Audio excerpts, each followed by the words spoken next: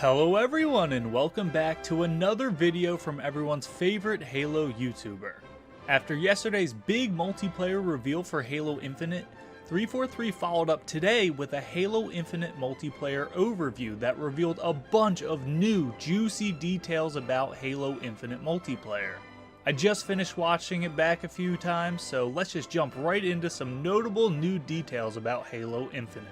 The absolute first thing I noticed was that the BR reticle is not the same as it was in yesterday's multiplayer reveal. I am personally very happy to see this, as the one I saw yesterday was so ugly. Maybe this confirms customizable reticles? It would make sense with the huge emphasis on PC gaming with Halo Infinite, and PC games such as Counter-Strike allows you to customize your reticle. So happy to see the BR reticle cleaned up. Perhaps the most shocking thing we learned is that power-ups in Halo Infinite are going to be working a little different than we are used to. For one, you can grab the power-ups from a distance utilizing the grapple shot, but more importantly, they are not automatically used once you pick them up. They are stored in your inventory. This is going to have a huge impact on gameplay, as you can now pick up camo or overshield and hold onto it for a more opportune time to use it. However, if you are killed before you use it, it'll be sitting on your dead body for the other team to take and use themselves. This effectively ends the ability to burn a power-up as you would in Halo 5. Sometimes you might run out to grab camo or overshield knowing fully that you are going to die, but just hoping to burn the power-up so that the other team doesn't get to use it. However, in Halo Infinite, it looks like if you die while doing the 2-second animation of putting the power-up into your armor, the enemy will be able to pick it up and use it themselves. I'm personally not sure how I feel about this. It's sort of a jarring change at first glance. I don't want to hate it without fully seeing it in action, but I would really appreciate it if 343 makes this a toggle setting that you can change. Set power-up to auto use or store in inventory.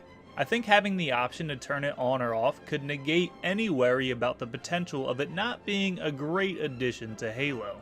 For those who are into Big Team, the multiplayer overview mentions how vehicles will no longer just spawn in on timers. They are actually going to be dropped in from Pelicans. I think this is a really cool touch and is a lot more aesthetically pleasing than a vehicle appearing out of nowhere. Being dropped from the sky by a Pelican adds to the lore and immersion of BTB being a true large-scale battle. It was also confirmed that these are the ordnance drops that we heard in the Halo Infinite multiplayer reveal yesterday. I was definitely nervous that those were going to be Halo 4-esque ordnance drops that could bring in vehicles, power weapons, or power-ups. I was really not a fan of this in Halo 4, and I'm glad that ordnance drops seem to just be vehicle respawns in Big Team Battle. They also bring up the Razorback to be a cousin of the Warthog. The back of the Razorback has storage compartments that you can put detached turrets, power weapons, fusion coils, and objectives.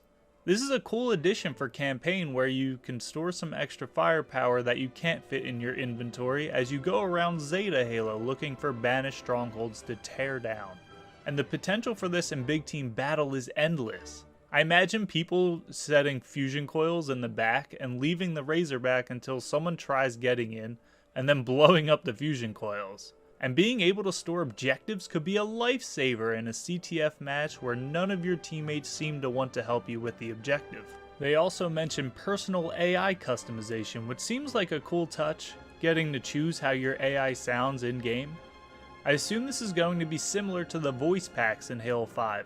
And are just another item to add into the Battle Pass or microtransaction store. It's cool and all, but I definitely want to leave the voice in my head to be Jeff Steitzer. They vaguely mention that you can customize the vehicles and weapons, most likely with different skins or parts you get from the Battle Pass. This is cool, but the part that caught my eye is that they would all be changeable on Halo Waypoint and on the Halo Waypoint app. I haven't felt like the stats tracking or things you can do on the website was worthwhile since the Bungie days on Bungie.net.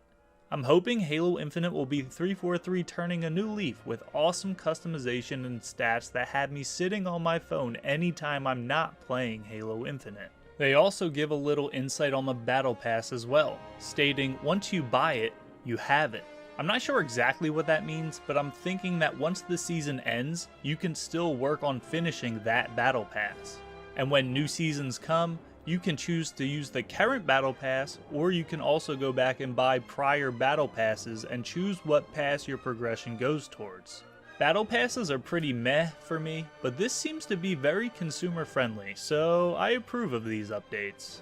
Another exciting part of this video was mentioned that the samurai armor we saw in yesterday's Halo Infinite multiplayer reveal is event armor that can be earned through gameplay for free.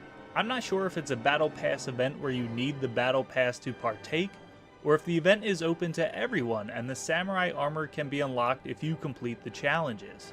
But I thought everyone would love to hear that since it was the coolest armor we saw yesterday. And they mentioned that they will have more event armors in the future, but the samurai is going to be the first. Lastly, they go into detail on the training mode called the Academy, where you can hop in and learn how to use the weapons of Halo, shoot bots, and just train in a low stakes environment if you're new and feeling overwhelmed by the people who have been playing Halo for 20 years. I will have a full video talking about the Academy later this week, as I'm really excited about the potential it brings to Halo Infinite. And that about covers everything notable from the Halo Infinite multiplayer overview. What do you guys think? I thought it was more of the same in a sense. Valuable information for sure, but I definitely still want some gameplay of a full multiplayer match. It's exciting times to be a Halo fan, and hopefully this is just the beginning. If you enjoyed the content, please drop a like, as that helps YouTube push my content to more Halo fans. Thank you all so much for watching, and I hope to see you in our next video. Later.